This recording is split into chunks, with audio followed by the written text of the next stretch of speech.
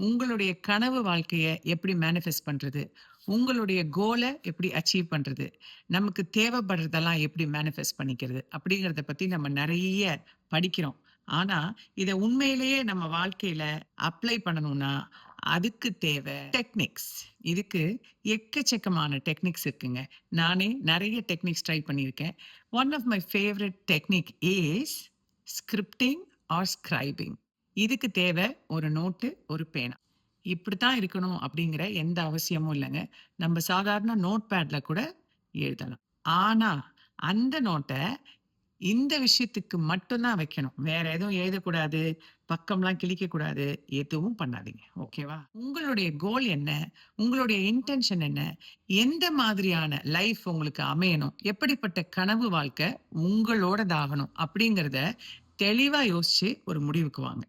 அதுக்கப்புறம் இந்த நோட்ல ஏற்கனவே அந்த வாழ்க்கை உங்களுக்கு நடந்துருச்சுன்னா, உதாரணத்துக்கு நீங்க ரூ. 10,000 சம்பாரிக்கிறீங்க. ஆனா 50,000 சம்பாரிக்கிற ஒரு வேலை வேணும் அப்படின்னு வச்சுக்கலாம். அப்ப நீங்க என்ன பண்ணணும் அப்படின்னா, ஏற்கனவே அந்த வேலை உங்களுக்கு கிடைச்சிட்டா, நீங்க எப்படி ஃபீல் பண்ணுவீங்களோ, அத மனசார ஃபீல் பண்ணணும். கதை எழுதுற மாரின்னு வச்சுக்கோங்களேன். அப்ப என்ன நீங்க எழுதணும் அப்படின்னா, நான் சொல்ற மாரி தான் எழுதணும்னு இல்லங்க. உங்களோட ஃபீலிங்ஸ எழுதணும். அதாவது உங்களுக்கு வேலை கிடைச்சிருச்சு. கிடைக்கல. ஆனா கிடைச்சிட்ட மாரி நீங்க நெனைக்கணும். எனக்கு இந்த வேலை ரொம்ப புடிச்சிருக்கு. என்னுடைய பாஸ் என் மேல ரொம்ப பிரியமா இருக்காரு. நானும் அவரும் ஒரு டீம் மாரி ஒர்க் பண்றோம். என் கூட வேலை பார்க்குற எல்லாரும் என்கிட்ட ரொம்ப ஃப்ரெண்ட்லியா இருக்காங்க. நான் என்ன சொல்றதுன்னே தெரியல. இந்த பிளெஸ்ஸிங்க்கு ரொம்ப தேங்க்ஸு. என் சந்தோஷத்த நான் எப்படி வெளிப்படுத்துறதுன்னே தெரியல. இன்னைக்கு நான் ரூ. 50,000 சம்பளம் வாங்கியிருக்கேன். நான் இன்னென்னலாம் ஃபேமிலிக்கு வாங்கிட்டேன். இதெல்லாம் என் குழந்தைங்களுக்கு நான் குடுத்தேன். என் குழந்தைங்க ரொம்ப சந்தோஷப்பட்டாங்க. இப்படின்னு உங்களுக்கு என்னெல்லாம் தோணுதோ, அந்த கனவு வாழ்க்கை கிடைச்சிருச்சுன்னா, என்னெல்லாம் தோணுதோ, அதெல்லாம் உட்காந்து வரிசையா எழுதுறீங்க.